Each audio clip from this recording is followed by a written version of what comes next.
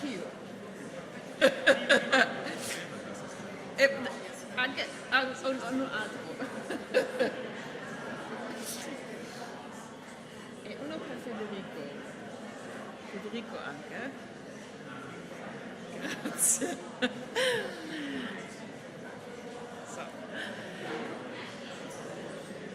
So, after the opening session and the festive ceremony, now the work kicks off. Please take your seat.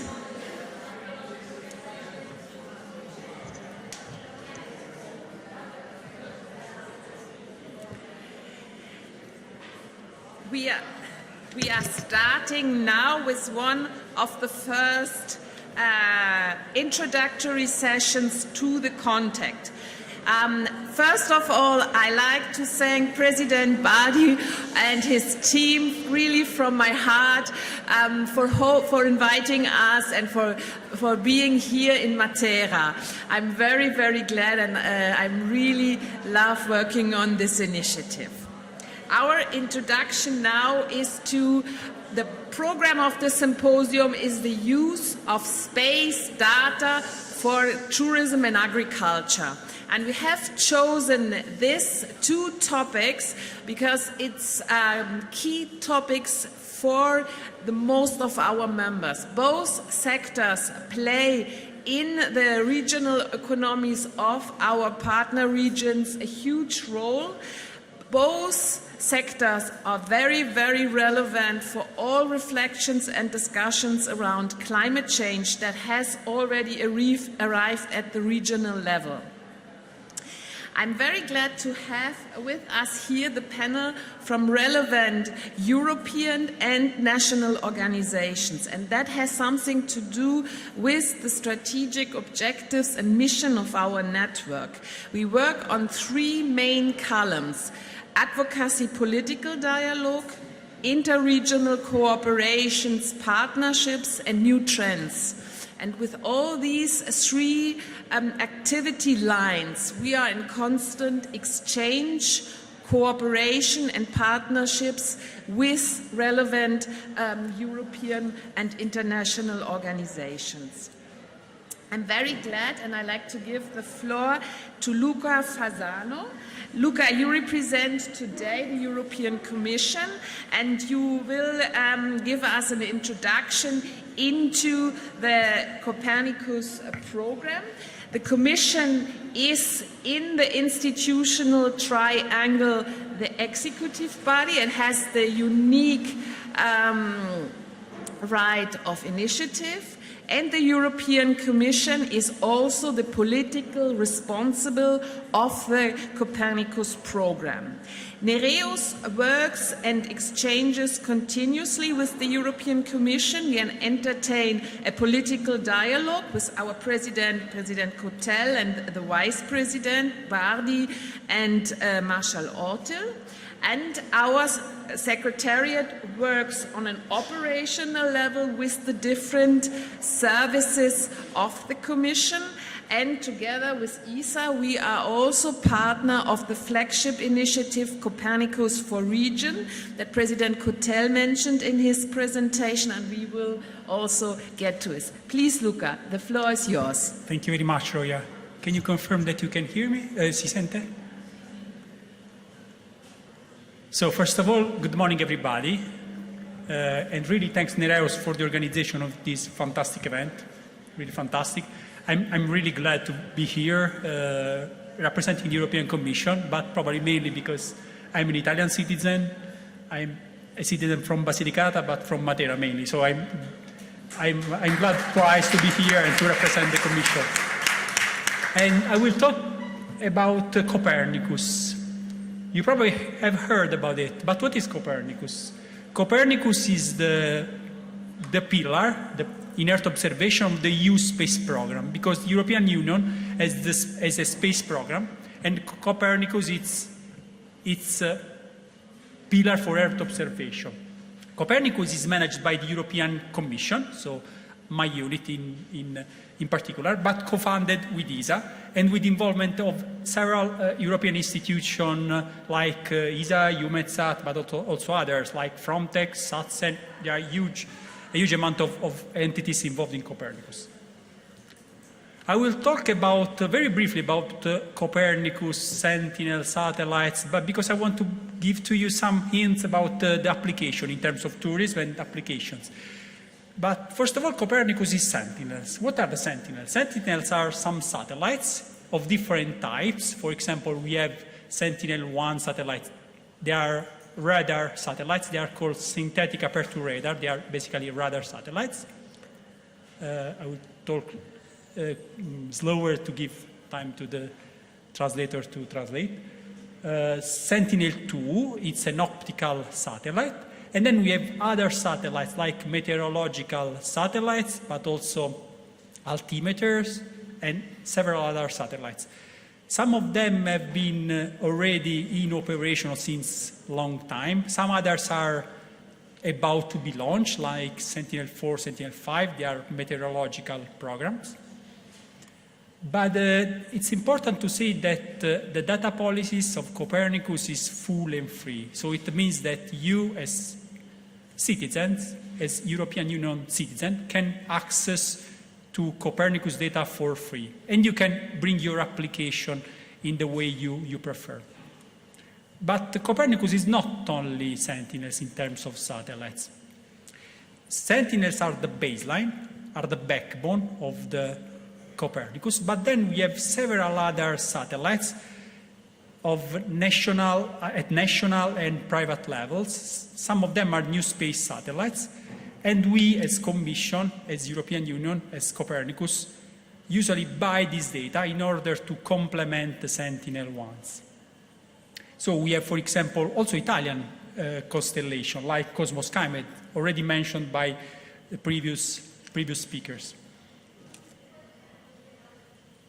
In this case, of course, data policy is subject to each mission, is different for each mission. But let's go to the data, because Copernicus is satellites, of course, but it's mainly data for you, for users. And we as Commission have built, again, together with ESA and other institutions, a new data access system in order to give a better access to data to users, but also to provide some, let's say, initial tools, so basic tools, in order to help the users to build application using the data. They are, of course, again, satellite data, but also in situ data, so data taken directly on ground.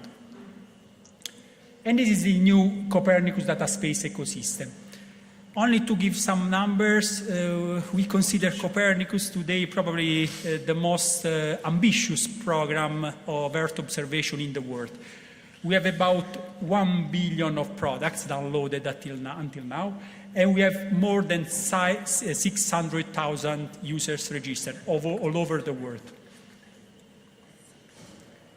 But let's make a step ahead, so no more data.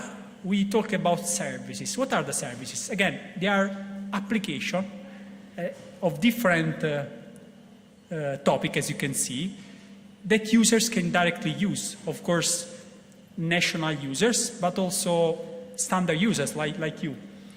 So we have, I can only list them and then to give some example. We have land monitoring service. We have marine environment monitoring. We have atmosphere, but we have also, as you see security service. We see also emergency management, and of course we have climate change, because one of the pillars of the current European Commission presidency, the von der Leyen one, is the climate change, to tackle this important issue. So just to give you some example, I will try to be very brief and then to give the floor to my colleagues to be more detailed on services, but also in the so-called space component. This is a map, one of the several examples we can make about tourism, so tourism application starting from Copernicus data. It is the snow reliability. So how reliable is the snow today? And so it's very useful for the winter tourism. So, for example, you can see that in the northern region it is very, very reliable, but in the Alps it starts to be less reliable because of, again, of the climate change. So, again, it is very useful for tourist operators. But we can move to the summer. In the summer, we have experienced this year a lot of fires in Greece, but also in Turkey, if I remember well, but also in Italy, unfortunately, as usual. And this is a map of the fire danger. So, as you can see, the Sicily, but also Turkey, and more or less all the Italy is subject to frequent fire during the summer season. So, again, very useful for the tourism in summer. Another example, this is very, very curious, very interesting map. It is how the climate will be suitable for tourism in 2100. I mean, I'm not used to use the 2000 and something more. 2100. So in, let's say, 80 years. As you can see, there will be a lot of impact of the climate change in the tourism in northern Italy because, again, of the climate change. So, again, no more reliable snow. I mean, it seems that this year is quite far, but again, we, as Commission, are trying to act promptly to address this issue. Just to move to the second topic of this conference, so the agriculture, some very few examples of the application using Copernicus data in agriculture. So on the top left corner, you can see a classification. So we have selected an area, and we have identified all the types of crop, so like tulipans, oat, rice, and so on. Another nice example is the one on the top right.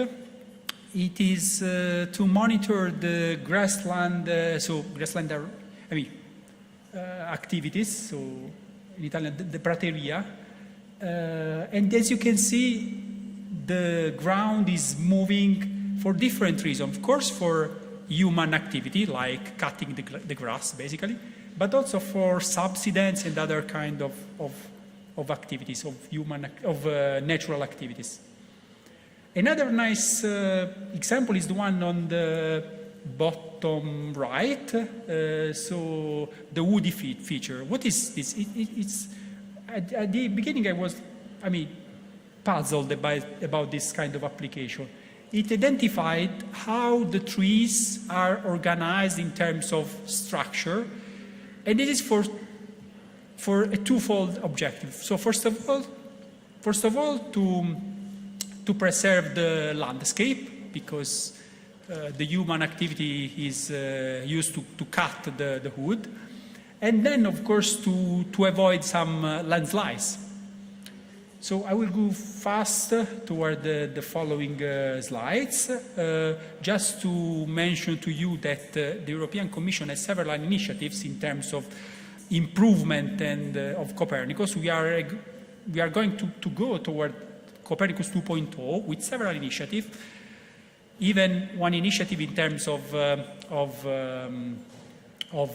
digitalization of data, because we are implementing the so-called digital destination Earth together with other DG in the Commission, but also again we get the ESA, UMETSAN, the ECFWF in this case. What is this Destination Earth? It's a platform able to build some digital twin of the Earth. So they are basically models. For example, the model of the oceans, in order to understand how it can evolve, for example, increasing the temperature of 1 degree, and in order to prevent disaster, for example, or to act in order to mitigate the possible impact of several human activities, but also, of course, natural activities.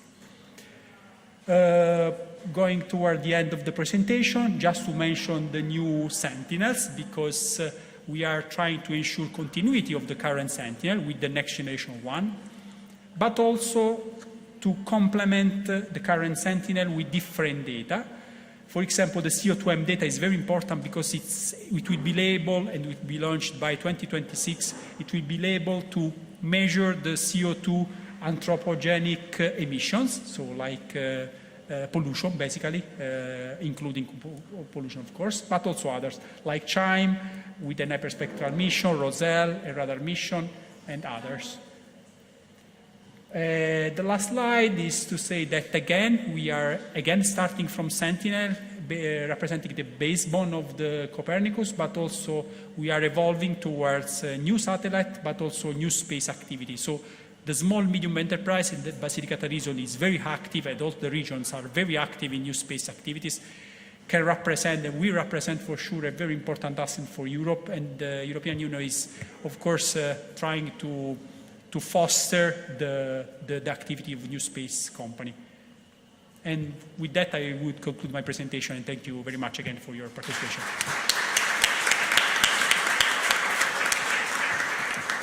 Thank you, Luca. Now we move on to the national level, and I'm pleased to give the floor to Nico Bonara, who is going to speak about the National Copernicus Forum. Maybe one word of explanation. The Copernicus program is a genuine EU program, public funded by the EU budget. One of the governance bodies of the Copernicus program is the Copernicus User Forum. And the Copernicus User Forum is comprised of national representatives. And we are very glad to have Nico here as a representative for Italy. We managed through advocacy of Nereus also to position one representative from the regional level in the Copernicus User Forum. That is the Committee of the Regions representative. And we can also through him channel in messages and important needs from the regional level. Nico, we are very glad to have you here today, and I see this also the start of a long-term cooperation with you and your colleagues. I was asked yesterday, why do we organize this session with representatives from relevant European and national organizations? And the answer is you are an important part of our platform, an important partner of our interaction. And the symposium, as our president described it, is a key annual event where we come together to discuss around a jointly defined agenda. And we want in the year to continue the work, online based, and then have a next one, another gathering. And for you to be here is really to explain us a bit what you are doing, to identify areas where we have common interest. And even though maybe you cannot stay the whole symposium, I invite you to have a look at the best practices that are presented throughout those 2 days, which could be maybe also relevant for your work. A part of our platform is also to make the situation at the regional level more transparent and also better accessible for you. Please, the floor is yours. Thanks a lot, Roya, for your kind intervention, and also I confirm our volunteer to collaborate with you all in this wonderful environment of the space sector, in particular of the space economy that really affect regions. So what I'm going to present you today is the National User Forum. It is a 9 years old structure. The next year we will celebrate the 10 years of the National User Forum that start with the first Copernicus regulation. Before to speak about the forum... excuse me, in the back, please, quiet. We have a presentation here. Please, for the respect of the speaker, please go outside for discussions. Thank you. Thanks, Raya. Before to speak and to introduce you the forum, I want to introduce you the national space governance and the value chain related to Earth observation. As you can see from the picture, everything is built around Copernicus, that has been explained quite well by Luca before. And as you can see, our governance structure really resembles the European one. We have a consultative structure that is the user forum, as well as the European one, and they are strictly connected through the participation of our national delegate, Andrea Taramelli, to the Copernicus Fora, and it also coordinates the national user forum. So the link between the two infrastructures is quite strong. Also, at the European level, they have a decisional fora, that is the committee, as well as we have the interministerial committee, that is a political fora supported by the Space Office and also by the Office of the Military Counselor to take decision about the space strategy.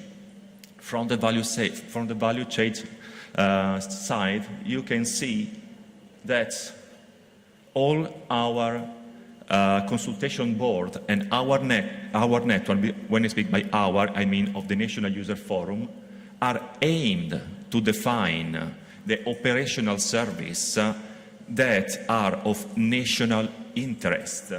I mean that all the public institutions in Italy cooperate and are coordinated to provide their requirement to identify the common based services in order to satisfy transversally different actors that, for example, that have to respond to European and national obligation in terms of regulation and legislation.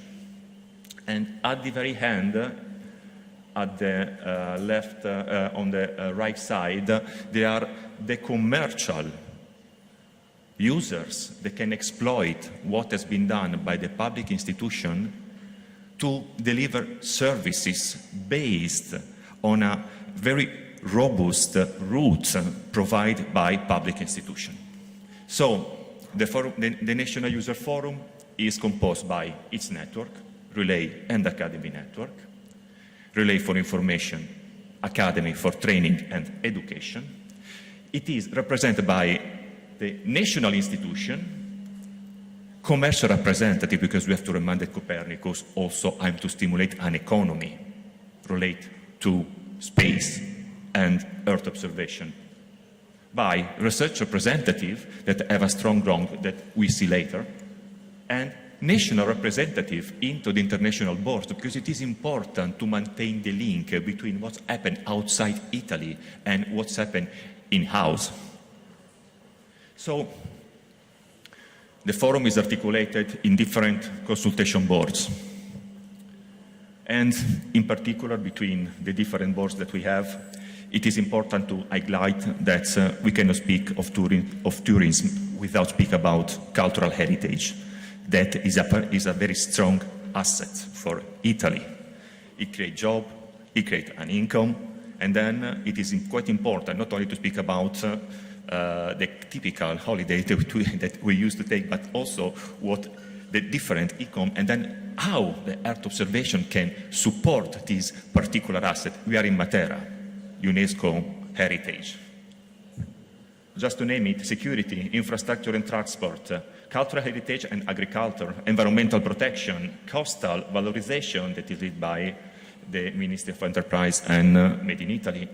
Dissemination, indeed, it is a particular part if we want to reach almost everyone. Emergency, chaired by the Department of Civil Protection, and also other boards that relate to operational geology, climate geology, and operational hydrology. And also CO2, particularly important. We remind that there's a new service in Copernicus that is related to CO2 that is being built. So, that are the 8 main services we are implementing of national interest. They reflect to coastal and marine monitoring, air quality, ground motion, monitoring of land cover and land use, including agriculture, hydrometeorology, climate services, water resources, and emergency and security services, all supported by public institutions. That are the services where we got requirement by all the agency and the Ministry of Agriculture, and these are the requirement cross-cutting requirement provided by our cultural heritage community. They contribute to define, with all the other actors, these 8 services, operational services that are going to be developed in the next period of national interest. This is how they are developed, the economic resource put in place to develop that operational services. We have a program that is in between of the different line of the space economy. As Luca had before, there are not only Earth observation, this communication, space surveillance and tracking, Galileo, there are different, but related Earth observation, we have the Mirror Copernicus. We are implementing a Mirror Copernicus in Italy to deliver mainly services, downstream services oriented to the last mile. We have also, by using the Next Generation EU, provided by the European Union, we have 2 lines that are, I have to say that also the Mirror Copernicus is managed by the Ministry of Enterprise and Made in Italy, as well as IRIDE, that contribute mainly to provide the national constellation, infrastructure, and also the marketplace. A marketplace is a particular tool that we are developing to meet demand and offer. It is particularly important because one of the main aims of the national space economy is to permit the growth of the market, that to release market-to-market service or market-to-public services. And also, we have our Ministry of Environment that owns a line that is oriented to release environmental services, and our Ministry of University and Research that contributes to every line, the last part, the purple one, in order to provide innovation for each line. So I anticipated the role of research. It is a particularly important role because sometimes public administration doesn't have the knowledge of the up-to-date technology, of innovative technology, and the research has to support the public authorities on identifying the best solution, the best innovative solution that they can have to put the industrial community, the industrial part, to develop the best tool to support public administration to respond properly to obligation and avoid infringements. So, and from the services, the 8 services, we expect a market return, the last part of the organization, because it is really up to the valorization board, our valorization board, to push for the market. So, in Europe, we contribute to cultural heritage, leading a task force that provide element on how Copernicus should provide in order to satisfy this user community by providing an interface. We don't need a new service too much. The products that are already present there are suitable to satisfy that community, but the community has to have the possibility to access the data, the information, as Luca said, because people want to deal with information, not the data. Sometimes the data are tricky to be used because they have different standards, different models, so everyone cannot understand all the data, but the information are readable for the most. This is our organization about cultural heritage to contribute. There is a strong connection between all the user consultation boards, as you can see, in order to go in the political forum of Copernicus with an harmonized requirement between all the institutions. At European level, say that, please, Italy, don't come with different requirements. 1, 2, 3 maximum, but they are shared with the most. And we apply this wonderful suggestion. So, just to follow on what has been done at European with the task force, we are implementing the task. Please. 1 second, yes, and I finish. Agricultural framework, this is the user of sensing that is regulated also by regulation, also between agriculture and, for example, air quality, then we try to make some exercise to identify, for example, the susceptibility for manure spreading in agriculture, I liquami in agricultura. The manure spreading is quite particular and difficult to identify activity. Then we try to find a susceptibility tool in order to investigate and then to define the area where it happens. Concluding, we have 105 fully funded scholarships that are coordinated at user forum level about Earth observation, and 35 fully funded scholarships relate to space and technology PhD that are not only for Italian, then also foreign studies are very welcome. So thanks a lot for your attention. Apologize, Roya, if I take a couple of minutes more, but we have a lot of things to say.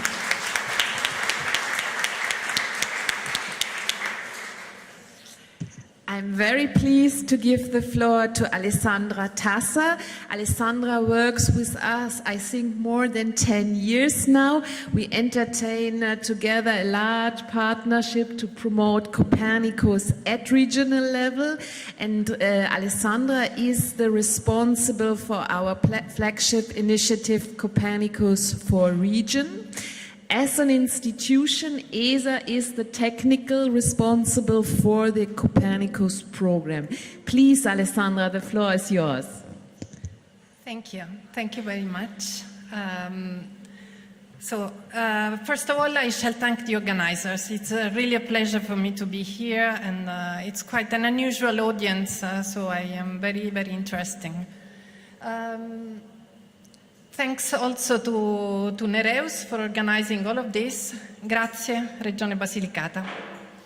So let me first of all clarify that ESA is not in charge of the Copernicus program, but of the space component inside the Copernicus program, which is managed by the European Commission.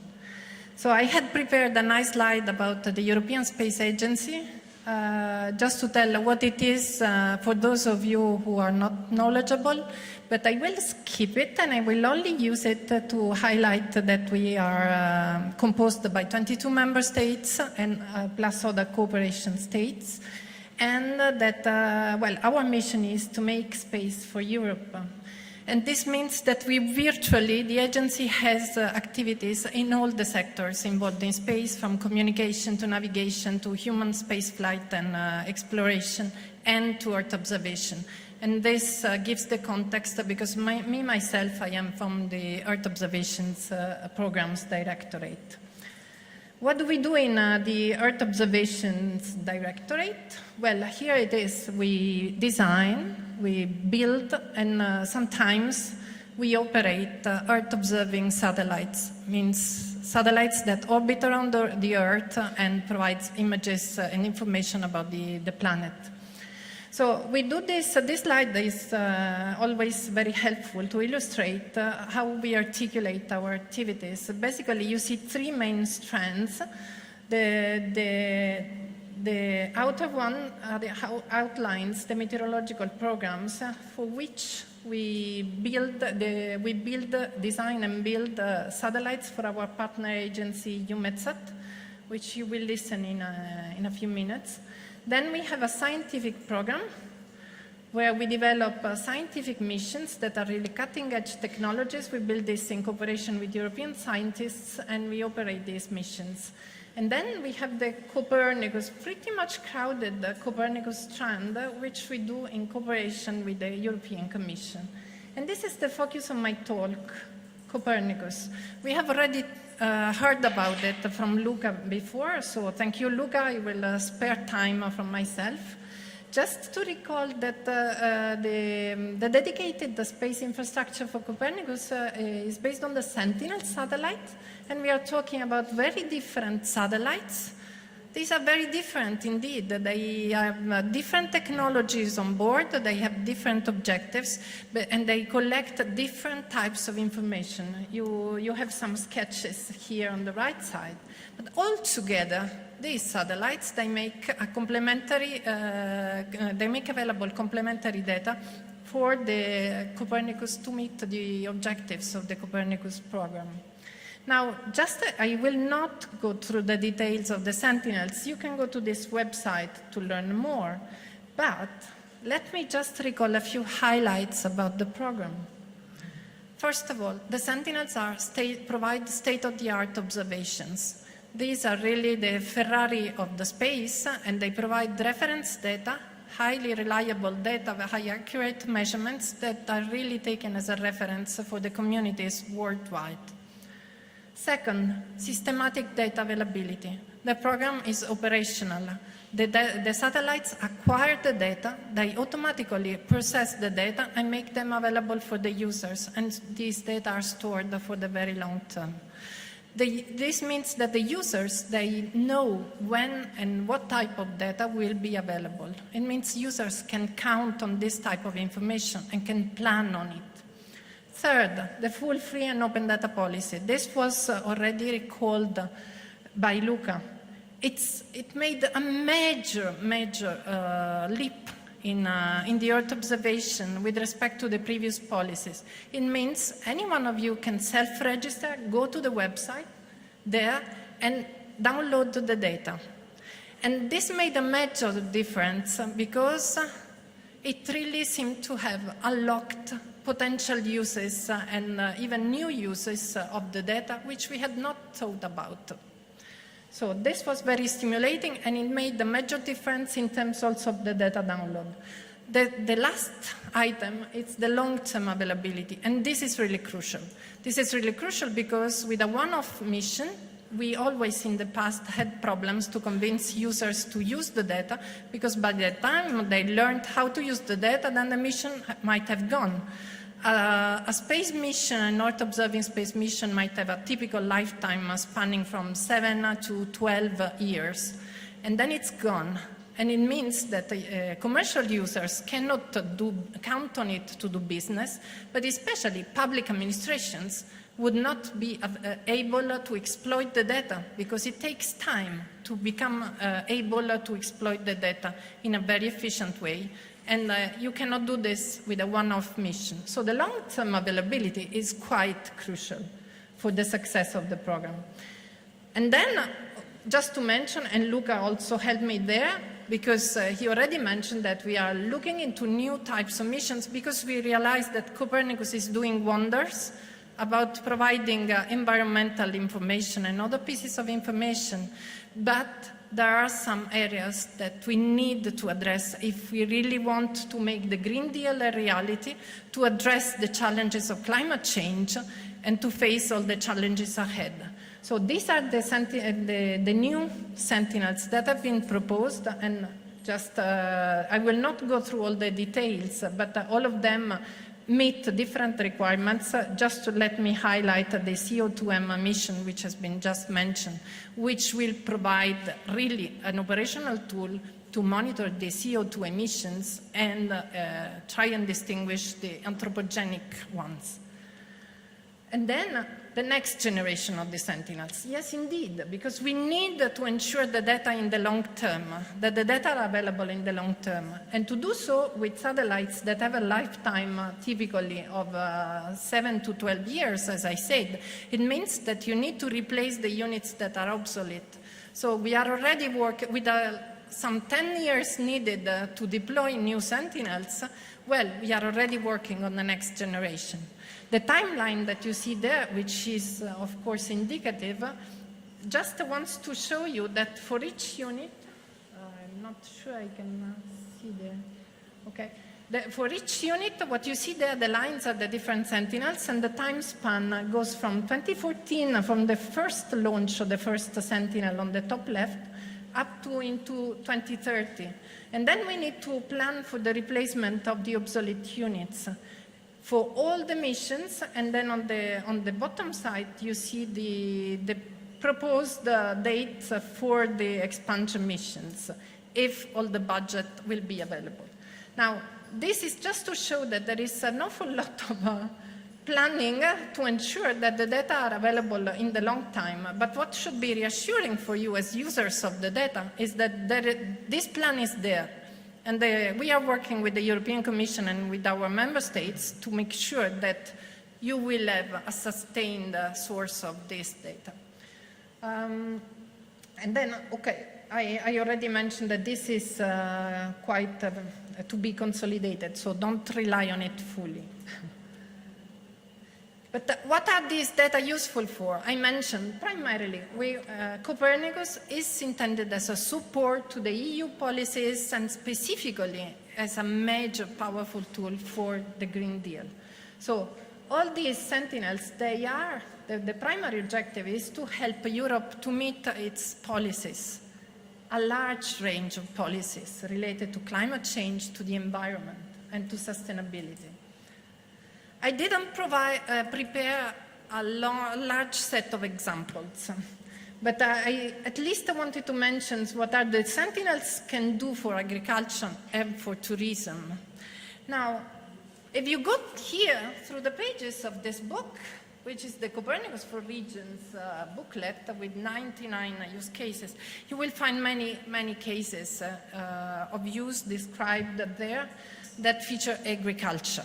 So the use of sentinels for agriculture is really consolidated, so much so that the sentinels are indicated as a tool for on-the-spot checks to facilitate the role of the paying agencies as part of the European Union Common Agriculture Policies. It means in the regulation, and this was the first one, it was clearly indicated that national paying agencies can rely on this data for the on-the-spot checks. What does it mean? It means that instead of sending checks, people going and checking on the fields, they can do some preparatory checks and spot what could be, identify what could be the areas that are doubtful, where to send people. And we are talking about payment of subsidies, for instance. So it's a very crucial part of the regulation. In this example that you see there, you see that there is a field mapped through Sentinel-2 data, and specifically also using Sentinel-1, because this case in Estonia, which is very cloudy, so they also need Sentinel-1, and they are able to spot and check and monitor a long time the mowing that there is, that the farmers are compliant with the mowing requirements of the regulation. But there are other types of use in agriculture, and I invite you to go through this book at least to see quite many of them. The second example is the sentinels for tourism. As Nico was mentioning, there is still some way ahead for having Copernicus really tailored to the cultural heritage and to support really the tourism sector, which seems to be lagging behind in terms of exploitation of the Sentinel's data. But let's not forget that a healthy environment is quite important for tourism. So here I wanted to show an example which is more promoted by an environment agency. In this case, it's the environment agency of the Baden-Württemberg region in Germany, but they are using the data to monitor the quality of the lakes. Note that this is not prescribed or not yet by the Water Framework Directive, but the agency is still using the data because they found that this improves their job in terms of improving their monitoring capabilities on the quality of the lake waters, and also to help them to do the on-the-spot checks that are required by the regulation. So in this case, they can derive different types of indicators like chlorophyll, the turbidity, and harmful algal blooms. So these cases that I'm showing there are not as part of this book. You can find other examples here, but I invite you also to see these cases following the link, because they provide some really refined indication, and they tell you, there is a testimonial from the agencies that tell you why they are using the data and what is the benefit that they are deriving from it. Now, my last slide before closing is about Nereus, our collaboration with Nereus. So it's a long and fruitful collaboration that we have. You see the dates there already. And it's a collaboration that we think it's very fruitful because it's fruitful. Of course, we refer to our member states, but we thought that it's very useful to work with the regions that bring a level close to the citizens and bring very much this heterogeneous landscape of needs. It was very fruitful in the sense also that it helped to bridge the dialogue with the politicians. We organized several events also at the European Parliament, and we are, as it was announced by Roya and by Monsieur Cotel, we will also have another event on the 25th of October. So we rely, for these kind of events, what I want to highlight is that we rely on you to liaise with your politician and political representatives, but especially we rely on you to provide the use cases. Because when we go to the politicians, we just cannot talk about satellites and launchers and rockets. We need to show that regions are using the data and are using them fruitfully. So we are looking forward to our next collaboration in the next years. And then some take-home messages, just to summarize. Copernicus is an operational program to remain available in the long term, but we constantly need to ensure, and we commit to ensure that there is funding available for the program. MFF 2028-2034, we are already working on this and beyond. So this needs to be secured, and we work with the European Commission and Member States to ensure the enhanced continuity for the space component. Copernicus data are a powerful tool for the implementation of a large range of policies, and we work with the European Commission and entrusted entities to promote and support the exploitation of the data. We want that these data are used. We do an awful job to put these satellites in orbit, but we want that the data are used. So we are very interested to learn how you are using the data. And then showcasing these successful examples of use are really crucial, are really what we use to contribute to ensure the sustainability of the program, even to convince the decision makers, because they want to see that the data in the program is useful. So ESA welcomes Nereus' efforts to advocate for Copernicus, and we look forward to further developments through the Copernicus for Regions initiative and more. Thank you.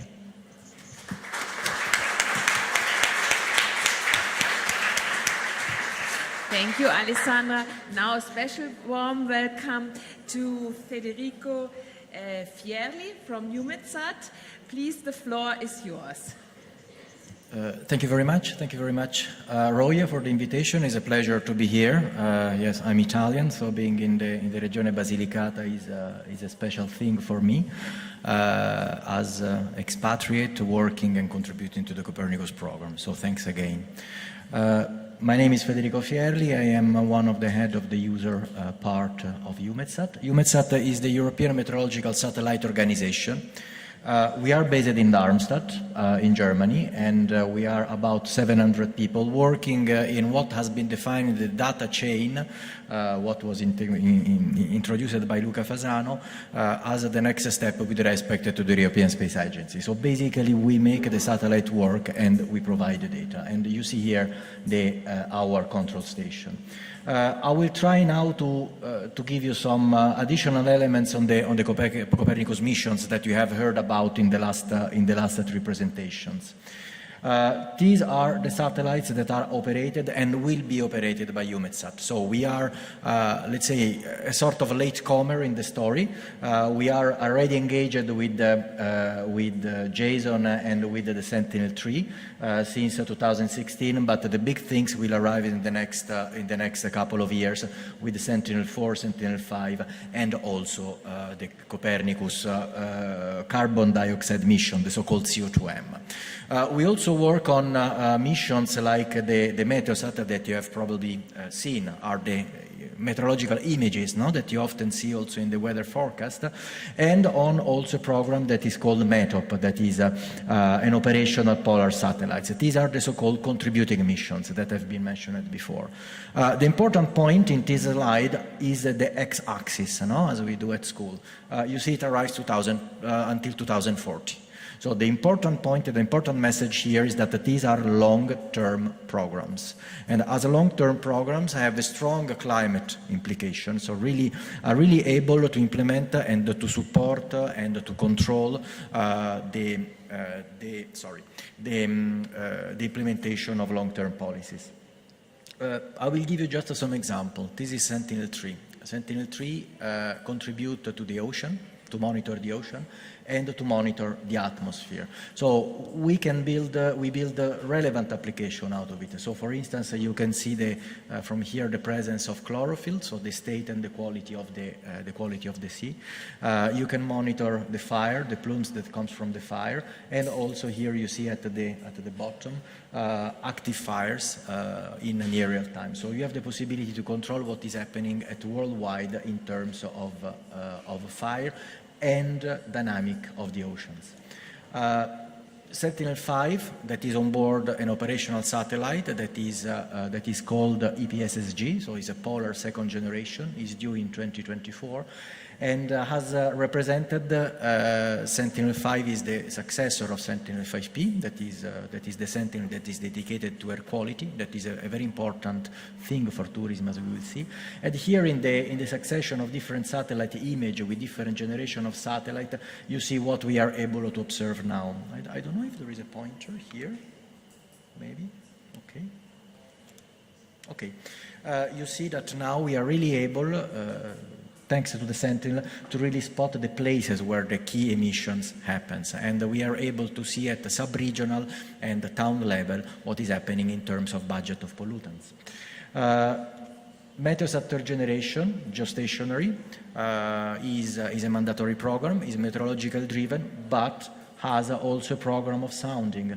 And these include the Sentinel-4. Sentinel-4 will be the first Sentinel sensor that is able to observe the air quality, the pollution like weather. So it observes always the same face of the Earth and has the possibility to bring us through the concept of chemical weather. So the evolution of the pollution over specific areas. This is an animation, but doesn't work, sorry. Okay. I don't know if you... Okay. Basically, this is how... We put it on the website. If Perfect, it that's fine. now, I go ahead. Put it on the website. So that's how a sensor like Sentinel-4 will observe a wildfire and pollution scenario for summer during a heat wave period. So basically, you can see places where emission of pollutants happens. We can monitor, as we said, we can monitor important parameters. So we have data that can be transformed in information. This concept of going through the information and the actionable information is crucial. These are examples. So pollution, here on the top. We have the measurements of ammonia. So ammonia is a gas that is produced by agriculture and by cattle, by farming. And you see here how the satellites that are part of the contributing missions are able to restitute and to provide in terms of region where ammonia is emitted. This is an important case study because ammonia is very difficult to measure from the ground. So typically the policies for the abatement of the emission of ammonia are difficult because the measurements that are done with the station or with in situ are not optimal, and satellite can be a big help. And this is an example of a Coccolito 4, so are small animals, biota, and this biota is really responsible for algal blooms. Why we discuss about this? Because this has an impact in tourism. Tourism represents basically 40% of the blue economy. So when we talk about ocean, when we talk about coast, tourism is profoundly interlinked. And you see here many elements where there is a very important stake in terms of economy that can be monitored and improved with satellite or with information. So for instance, the possibility to have monitoring of the quality of water, the drowning, the presence of plastic waste that is interlinked with the usage that we have with the coast. And also there is an impact on air quality. So it's a two-way story. So there is a degradation of air quality with a bigger tourist intake, but now there are many studies driven by economical systems that tells that the choice for tourism is also related to the quality of water and quality of air that the person will encounter. Again, still about actionable information, we discussed about ammonia, the long-term data sets. They allow us to understand what happens in terms of increase or reduction. This is, for instance, what happens in Africa. In Africa, the ammonia is increasing because there is a more efficient farming, there is a big request for food, and then there is an increased agricultural activity. And this is where ammonia is produced in Europe, so with the big spots of highly intensive farming region like the Po Valley. And with the satellite data, we have the possibility, for instance, to see the weekly cycle, to monitor the weekly cycle, so understand and verify, for instance, when agricultural practice are implemented, for instance, with the fertilization, and we see that the fertilization happens on average at the mid of the week. And below, wildfire. Wildfire have been mentioned here and there. It's a big game changer. Are driven by climate change, are crucial for security, but are also important for the, let's say, the sustainability. Sustainability of tourism, we have heard about Rhodos this summer. This is how meteors at third generation observe the fire pixel and the plume of the fire that was produced in Rhodos. It was a quite tragic situation, so with a strong perturbation of the life on the island. And this is coming from Sentinel-2, is a vegetation index, and these are the burn scars, and this is certainly extremely important for the ecosystem of the ground. I will spend the last 2 minutes discussing about CO2. CO2 is crucial. It's crucial because we are going to the Paris stocktake. We are going to tackle the Paris Agreement, and the emission of CO2 have to be controlled, and we need the tools to observe this. And both agriculture, both tourism are players in that. CO2M is a satellite that measures the principal greenhouse gases, and this is a type of the application that are intended. So basically, it's difficult to measure CO2 because you have to observe a small change with respect to a very high background that is contributed by anthropic activities, and then you can set up application like this, identifying the contribution in CO2 from a specific in that case, a power plant, using the synergy of different instruments and trying to estimate emissions or the contribution from a local emission place. This goes in the direction of the implementation of a value chain. The services have been mentioned, and the Copernicus services are the method, are the system that reduces the distance between the data and the actionable information.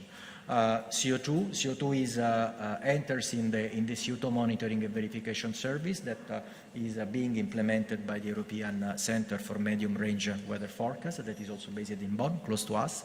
And basically the point is to build a system that provides the monitoring and verification capacity that is needed by the stocktake exercise that will start from 2024. Basically, the story is to include observation from atmospheric CO2 into models and obtaining estimates of the emissions that goes to governments, industry, science community as well, because there is still a need to improve the knowledge and the public.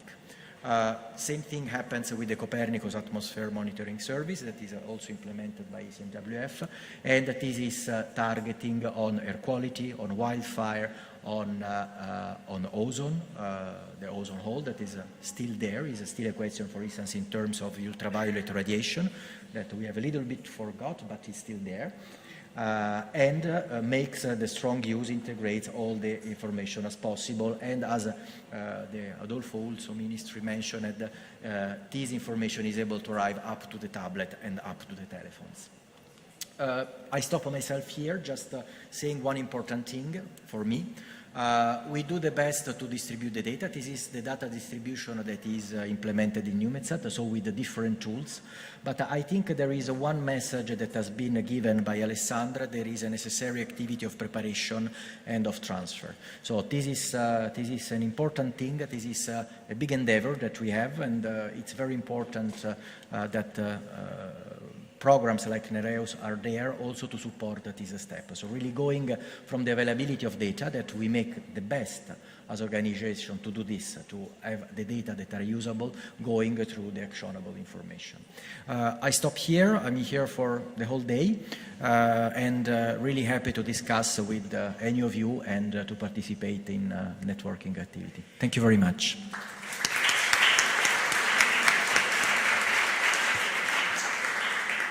Many thanks, Federico. Maybe one comment. EUMETSAT is based in our German member regions Hesse.